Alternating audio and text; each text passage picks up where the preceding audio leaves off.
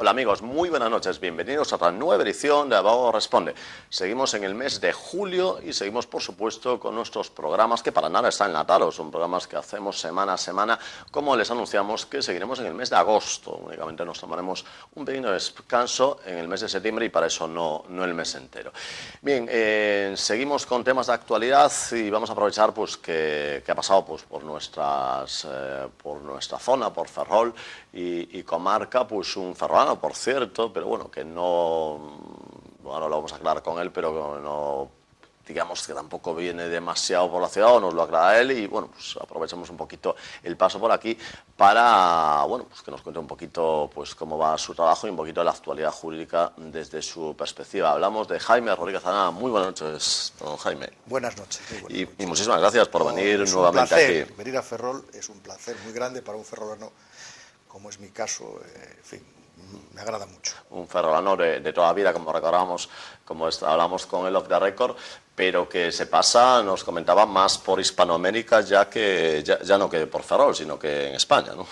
Bueno, desde hace unos años tengo la gran fortuna de encabezar un proyecto académico iberoamericano de derecho público que trae consigo pues muchos congresos, conferencias, reuniones, y que además ha cristalizado en este año 2014 en el inicio de un programa de doctorado de la Universidad de La Coruña, que se llama Doctorado en Derecho Administrativo Iberoamericano, que lo ha hecho la Universidad de La Coruña con 11 universidades de toda Iberoamérica y que después de un tiempo de maduración, de análisis y de estudio ya ha sido aprobado y ya ha empezado formalmente en el mes de septiembre del año pasado. Ya tiene 13 doctorandos y estamos muy ilusionados porque se trata, digamos, de una fase ya académicamente hablando muy relevante de un proyecto de derecho público iberoamericano que tiene su sede ahora en la ciudad de La Coruña, en Galicia y en nuestra universidad. Muy bien.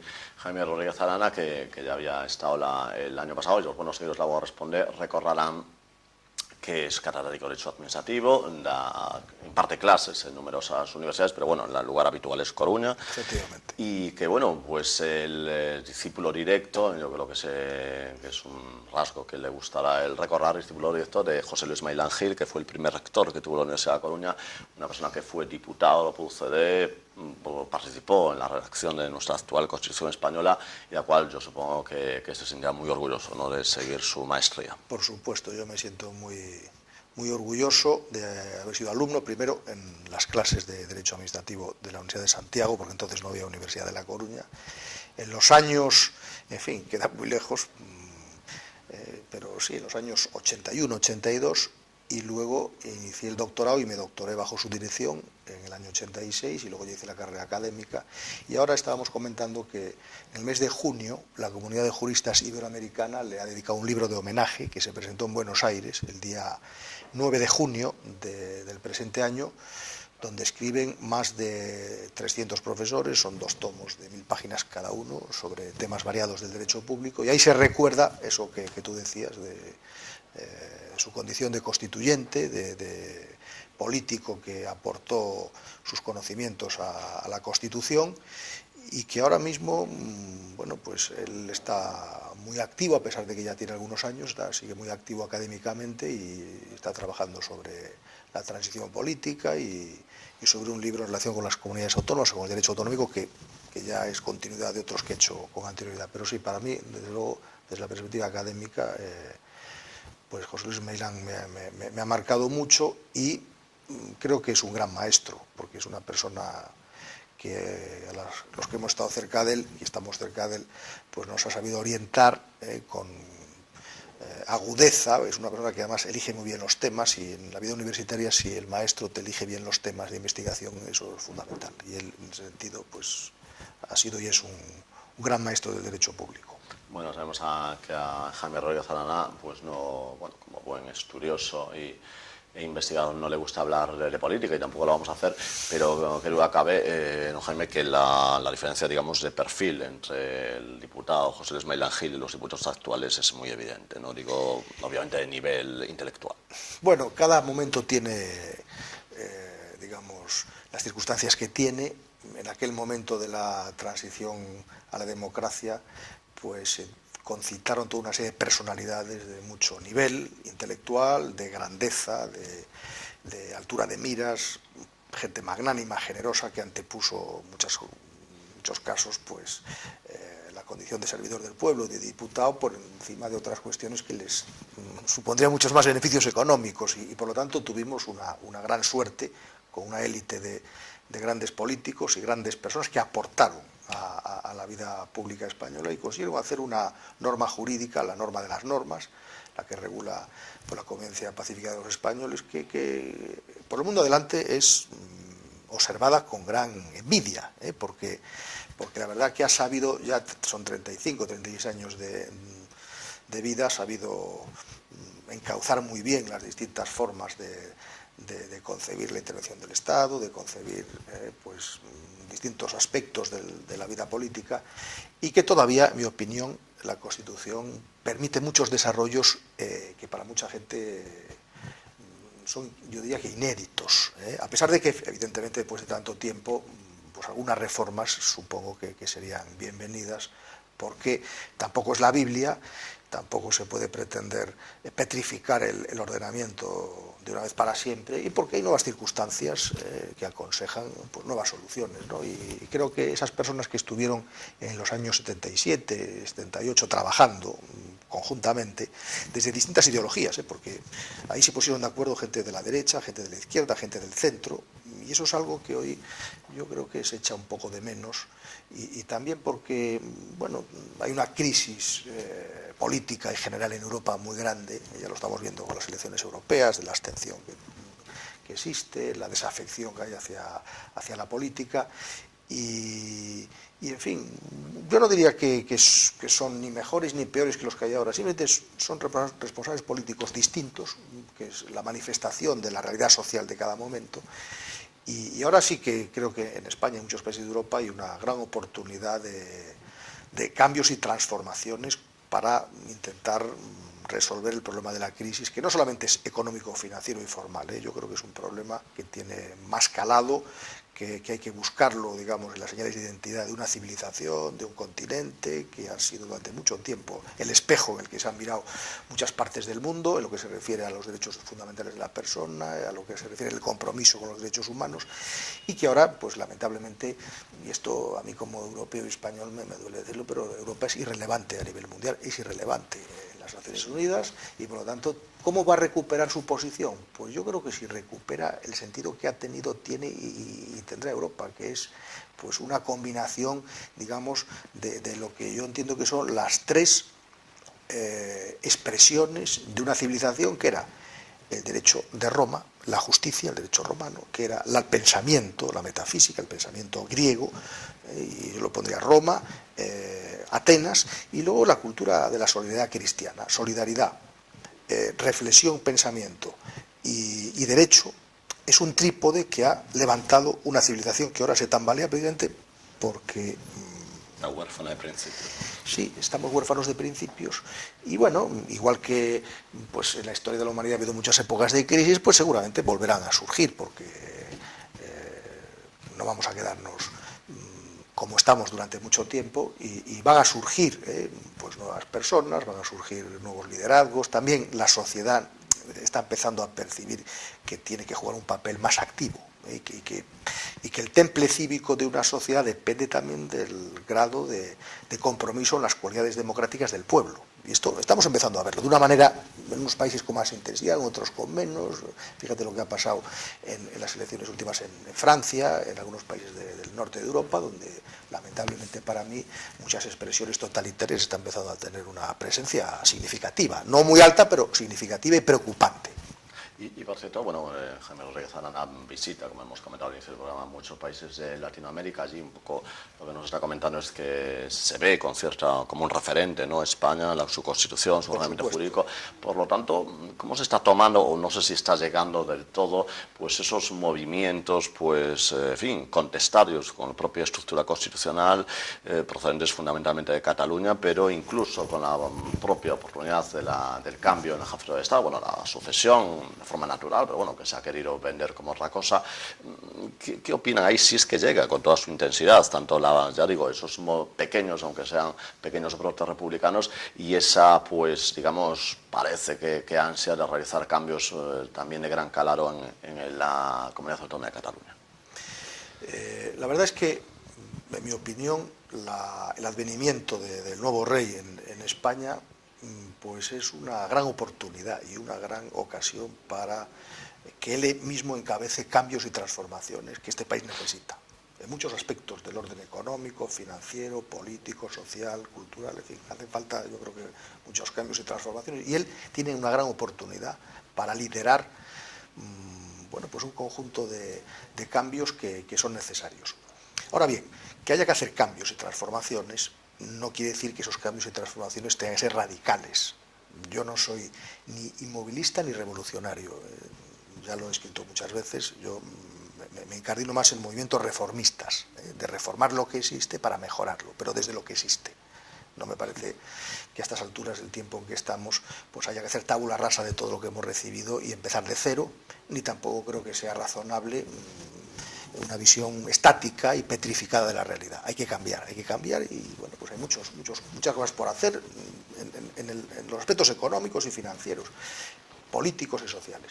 Y por lo tanto, entre esos cambios, unos de los que yo creo que se debe plantear con sentido de la responsabilidad, apelando a los que saben y a las personas que pueden aportar, es una reforma de la Constitución, una reforma razonable de la Constitución, que tampoco tiene por qué alterar las bases mismas de nuestra estabilidad política, pero que permita, porque yo creo que en la Constitución hay suficientes mimbres como para dar cauce a determinadas maneras de entender lo que es la unidad en la diversidad. La gran riqueza que tiene España, yo lo decía un coruñés ilustre, Salvador de Madariaga, no en relación con la Constitución, sino en relación con digamos, la realidad territorial española, es que en la manera que haya un equilibrio dinámico entre todas las partes de España, y Ortega hablaba también de que España es un conjunto, ¿no? Y que apuntalar el conjunto es apuntalar cada parte, y potenciar cada parte es potenciar el conjunto. Esto el rey lo ha dicho, ha hablado de la unidad en la diversidad y la diversidad en la unidad, y esto es fundamental para comprender lo que es España. Y luego, desde este punto de vista, y con la constitución que tenemos, con lo amplio que es, se pueden resolver muchos problemas. Lo que pasa es que hay que querer resolverlos, y hay que hablar, y hay que dialogar, y hay que buscar soluciones. Y creo que una de las cuestiones que ahora, a mí es un político que me está causando mucha sorpresa, el actual primer ministro italiano, Matteo Renzi, en la forma en cómo plantea los problemas, el lenguaje que utiliza, y él habla mucho de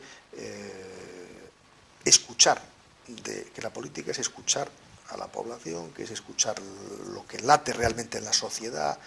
Y ahora estamos en una situación en Europa en la que los políticos se escuchan a sí mismos, están pendientes de sí mismos, de cómo van a quedar en las estructuras, y no se está teniendo presente lo que late en la sociedad. En cambio, los populismos que están emergiendo, pero esto no es de España de ahora, ni de Francia, esto se ha experimentado en América, Venezuela, se ha experimentado en Ecuador, se ha experimentado en Bolivia, se ha experimentado en otros países.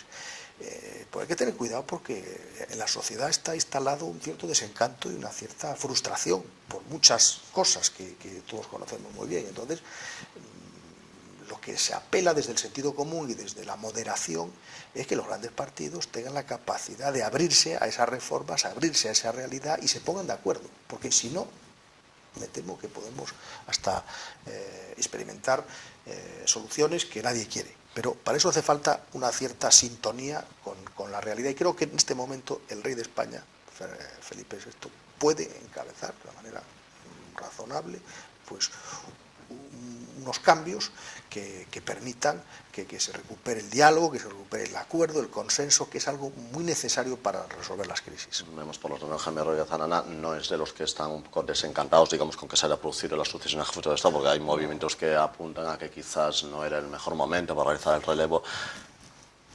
Yo creo que ha habido varios precedentes en monarquías europeas en los cuales pues personas que han superado una cierta edad quisieron dar el relevo al sucesor natural, Y bueno, yo creo que cuando una persona entiende que su tarea profesional pues ya está próxima a terminarse, pues lo lógico es pues que dé pase a otro. No quiere decir que se jubile y que ya no haga nada, porque yo creo que el rey Juan Carlos es una persona clave en las relaciones internacionales, con América y en otras partes del mundo, y creo que sería muy bueno para cualquier gobierno que él siguiera colaborando y que sea un embajador de lujo para que los intereses españoles estén muy bien representados en el mundo, pues es una persona muy apreciada, de mucho prestigio.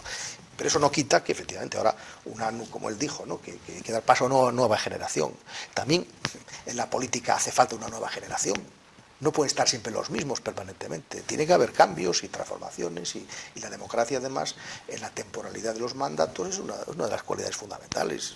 Si siempre están los mismos, las mismas familias, pues esto al final lo que legitima es que vengan movimientos populistas que al final pues se hacen con gato al agua. De todas formas, todos tenemos en mente pues esa imagen de la reina de Inglaterra que persiste en su reinado, y su grado de satisfacción es tan alto en la propia Commonwealth que incluso movimientos de corte independentistas como el de Escocia siguen teniendo en su campaña pues que sigan perteneciendo a la Commonwealth, que siga siendo su jefe de Estado la propia reina. Inglaterra es un país distinto, es un país distinto, la monarquía inglesa es distinta, las tradiciones inglesas son distintas, y ellos pues saben interpretar históricamente lo que mejor les conviene, y no hay, digamos, una necesidad de cambio que se experimente en la misma sociedad. Yo creo que aquí en España había una necesidad de un cambio, y el rey lo supo entender muy bien y interpretar muy bien, porque tiene un gran olfato y una gran sensibilidad política, y por eso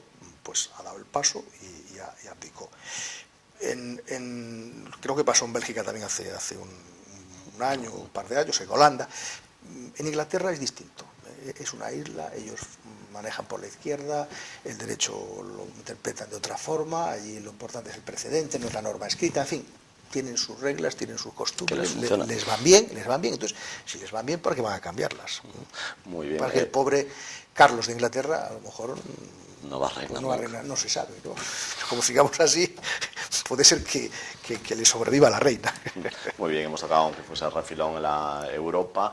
Jaime Rodríguez Arana pues también tiene grandes conocimientos de derecho comunitario. De hecho, acaba de dar una conferencia en el Colegio de Abogados de Ferrol, en la que hacía referencias al impacto que tiene una norma como las directivas comunitarias, ¿no? Que son de obligada transposición en España, al menos en el plazo que indica la propia directiva.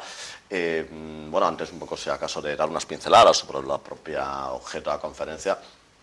En Europa efectivamente se realizan gran cantidad de normas, aunque la gente no sea muy consciente a veces de ello, que tienen su trasunto directo en nuestro ordenamiento jurídico. De hecho, aunque a veces se venda con gran bombo y platillo, pero la normativa de protección de datos, de igualdad, de prevención de riesgos laborales, todas esas leyes tienen en su exposición de motivos una referencia a la normativa comunitaria. De cualquier forma, ese pecar un poco que apuntaba Jaime Rodríguez Arana respecto al no escuchar a la gente es una de las viejas acusaciones que se le hace a la propia Unión Europea. Claro. Si no es dos asuntos, empezando por el último, el de la crisis y el déficit democrático, ¿no? Que es la palabra que se usa normalmente para caracterizar lo que pasa en Europa. Casi el 80% de la vida de los ciudadanos depende de las políticas de la Unión Europea, no tanto de las políticas nacionales de los Estados miembros.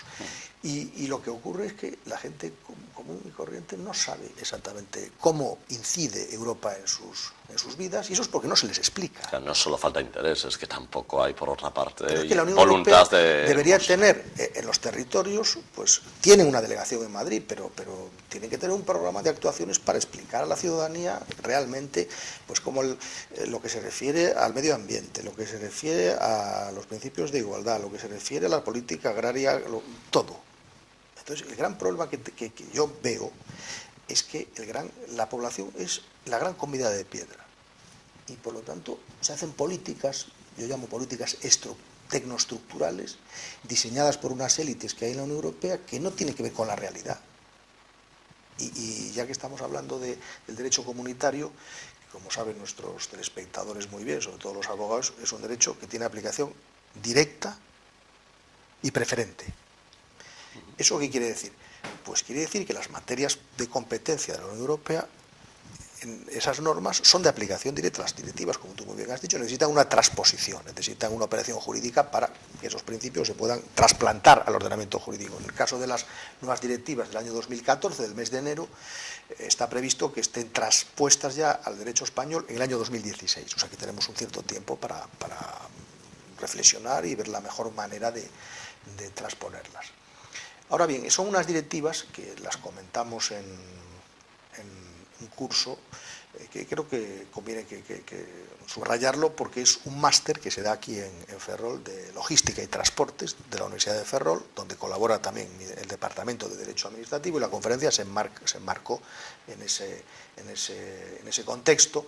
Esas directivas, que han sido elaboradas después de las directivas del año 2004 y con toda la experiencia del derecho comunitario de contratos públicos, que es, se puede decir, el derecho más elaborado y que es la referencia de todos los derechos de integración de las experiencias que hay en Mercosur, de las experiencias que hay en la Comunidad Andina de Fomento, en fin, en distintas realidades supranacionales también en el mundo asiático, se ve la contratación pública europea como una gran referencia.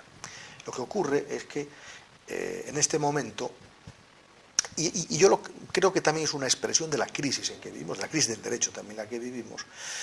Si sabemos que los contratos públicos son formas de colaboración de la sociedad con el interés general, que es, la sociedad es convocada a una licitación, ¿verdad?, a través de los principios de publicidad y concurrencia, que son los principios rectores de la contratación.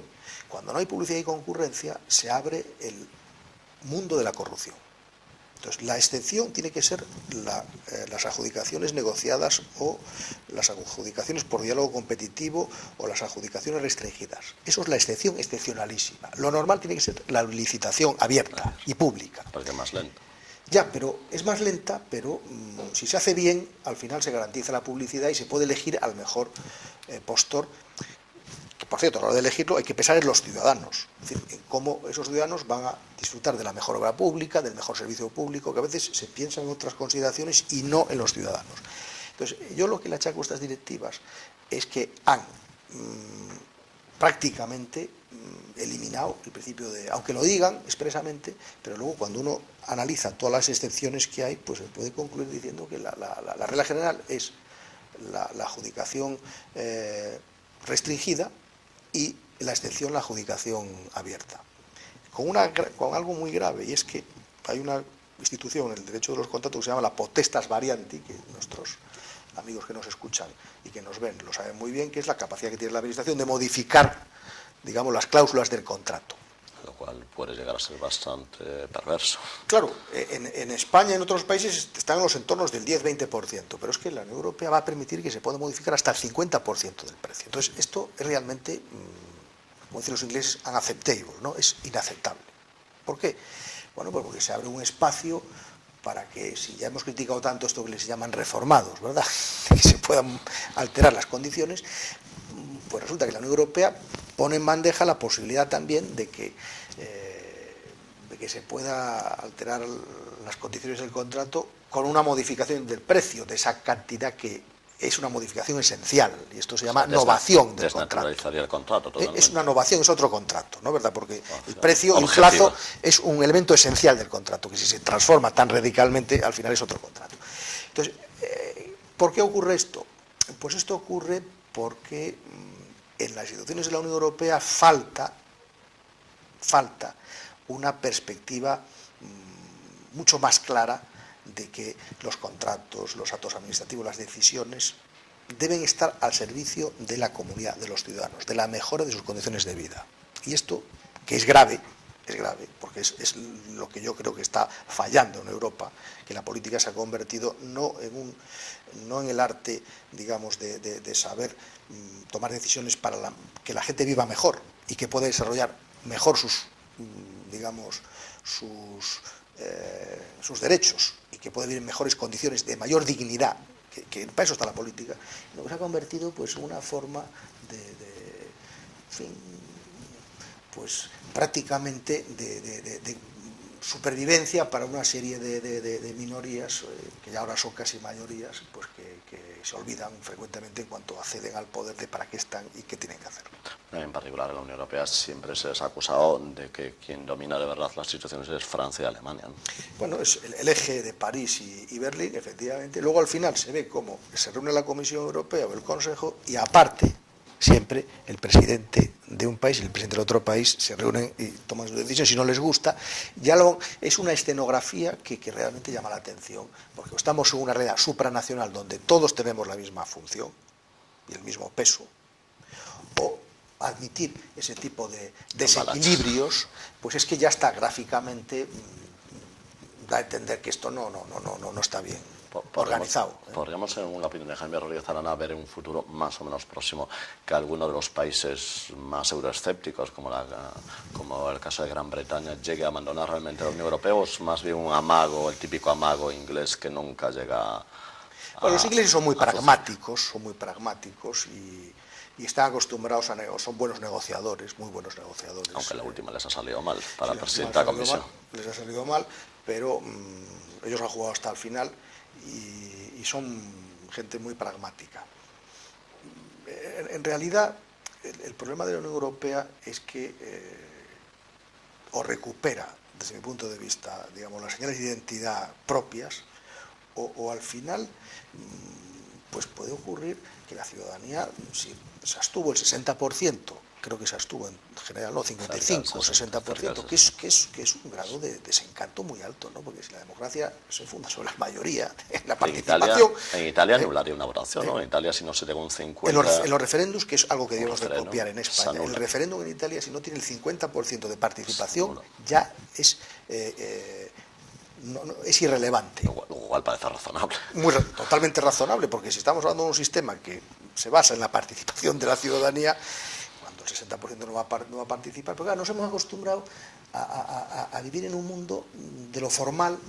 Yo ahora estoy trabajando en un libro que lo quiero terminar para el año 2015, que se llama La forma en el derecho administrativo, que es, cada año suelo trabajar en un tema. Este año he trabajado en un libro que es La crisis y el derecho administrativo, que se va a editar en América, y ya lo he terminado, y ahora para el año 2015, y estoy empezando ya a reflexionar sobre el particular, y claro, fondo y forma son dos realidades que tienen que estar equilibradas, incluso en el derecho procesal, y si prima el fondo sobre la forma, o la forma sobre el fondo, estamos ya en escenarios digamos, de pensamiento único.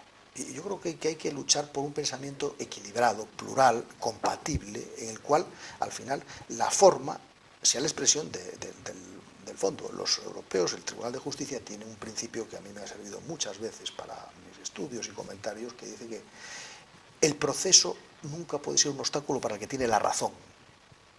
Esto nuestros amigos y amigas abogados lo entenderán muy bien. El proceso nunca puede ser un obstáculo para el que tiene la razón. ¿Y cuántas veces el proceso es un obstáculo para el que tiene la razón? ¿Cuántas veces? Tú que ejerces también y lo sabes. ¿Cuántas veces? Y eso que ya desde los años 70 el Tribunal Supremo ya hace referencia al antiformalismo y a intentar... Bueno, y la jurisdicción contencioso administrativa hemos oído hablar desde hace mucho tiempo, con la ley del año 56 y luego con el tránsito a la nueva del año 98, el antiformalismo de la jurisdicción para evitar que las consecuencias tan rígidas en la naturaleza revisora del acto administrativo no llevara a consecuencias pues alucinantes. Pero aún así pesa mucho. Bueno, pesa mucho porque los hombres y las mujeres del derecho tenemos a la forma como una gran institución, porque lo es. Pero de ahí a justificar el primado y la dictadura de la forma hay un paso muy pequeño. Y entonces, cuando la dictadura de la forma se instala, mal asunto para la justicia. Bueno, Jaime Rodríguez Arana, ha sido un auténtico placer. Encantado. Aquí en El Abogado Responde, y bueno, pues esperamos que no pase un año. Hasta la próxima ocasión. Mucho gusto. Muchas gracias. Venga, amigos, esperemos que les haya gustado este programa que hemos preparado para ustedes, y nos vemos aquí la próxima semana, aquí en Televisión de Ferrol. El Abogado Responde.